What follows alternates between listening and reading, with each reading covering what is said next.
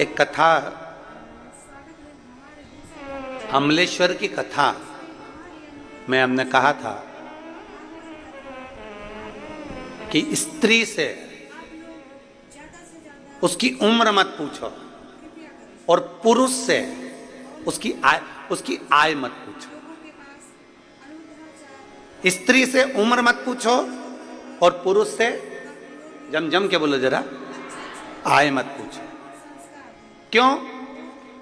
स्त्री से उम्र इसलिए नहीं पूछिए क्योंकि स्त्री अपने लिए नहीं जीती, एक नारी जब भी जीती है अपने परिवार के लिए जीती है। इसलिए नारी से उसकी उम्र नहीं पूछी जाती, उसकी उम्र नहीं पूछते कि तू कितने साल की है।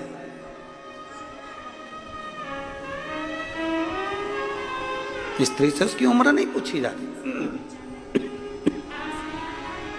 कि तू कितने वर्ष की है। और पति से,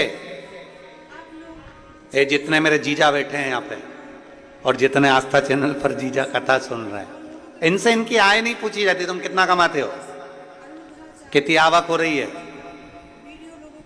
कितने की फसल गई, कितना आया, नौकरी करते हो, सर्विस करते हो, कितना मिलता है, कितना कटता है और कितना मिलता है, इनसे नहीं पूछा जाता। स्त्री से उम्र मत पूछो और पति से उसकी आय मत पूछो, क्योंकि घर का पिता, घर का पुरुष जब भी कमाता है अपने लिए नहीं कमाता, वो अपने परिवार के लिए कमाता है, वो अपने लिए नहीं कमाता।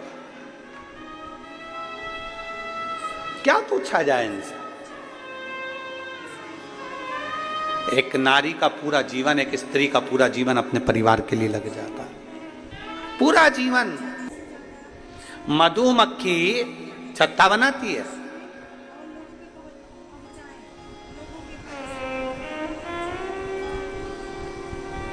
वो तो अच्छा है, ये यहाँ पे मधुमक्खी का छत्ता नहीं है।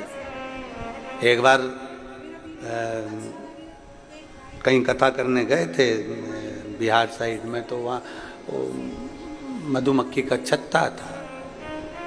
अब वो इतनी बड़ी बड़ी ये लाइटें जलती हैं, तो वो मधुमक्खी का छत्ते में से मक्खियाँ निकल निकल के सब इधर उधर।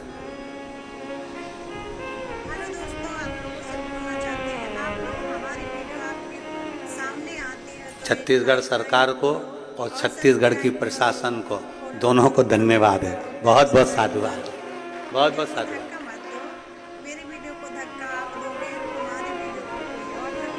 मधुमक्खी अपना छत्ता बनाती है, जगह जगह से पुष्प का रस लेकर आती है और शहद बनाकर तैयार करती है। उसको लगता है मैं खाऊंगी, अब मैं तैयार करा, अब मैं खाऊंगी, अब मैंने तैयार करा, अब मैं पाऊंगी।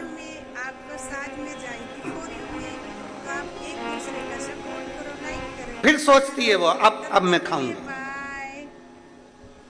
जीवन बहुत विचित्र है। मेरी जीजियों, मेरे जीजाओं, मेरी बेटियों, मेरे बेटाओं, मेरी माताओं, मेरे भाई, मेरे बंधु, मेरी माताएं, ध्यान रखना, जीवन बड़ा विचित्र है। जब दांत रहते हैं तब खाने को चने नहीं मिलते हैं, और जब चने मिलते हैं तो मुंह में दांत नहीं रहते। पूरा जीवन तो हम संघर्ष में निकाल देते हैं। बस मेहनत करूंगा, अभी थोड़ा कमा लूंगा ना, इसके बाद घर बनाऊंगा, घर बनाऊंगा, एक नंबर का मकान बनाऊंगा, गाड़ी लाऊंगा, ये करूंगा, वो करूंगा। मालूम पड़े घर भी बना लिया, गाड़ी भी लिया है, पर शरीर ऐसा हो गया कि घर तो नंबर 1 का बनाया, पर ऊपर एक बार अगर चढ़ गई तो 3 दिन बाद नीचे उतरी है। फिर क्या मतलब का घर? कई कई माताओं को बड़ा शौक रहता है, बस अपने पति से कहती हैं अपने एक मकान बनाएंगे। इतनी बारिश होती है ना, कपड़े सुखाने की जगह नहीं है अपने घर में। अरे बोलो तो सही है कि गलत है?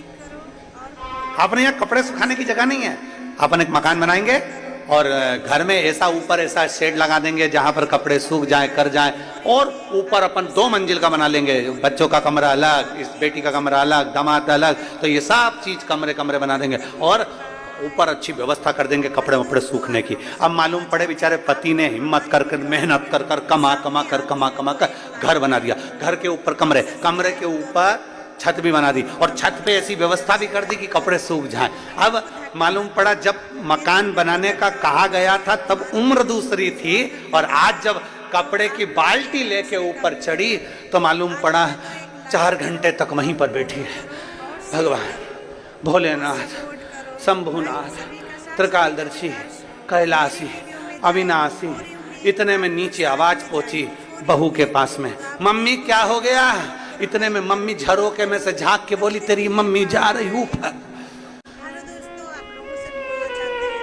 तुरंत नीचे से बहू दौड़ी दौड़ी ऊपर गई और मम्मी को देखा हालत खराब, मम्मी को पानी वानी पिलाया उसने।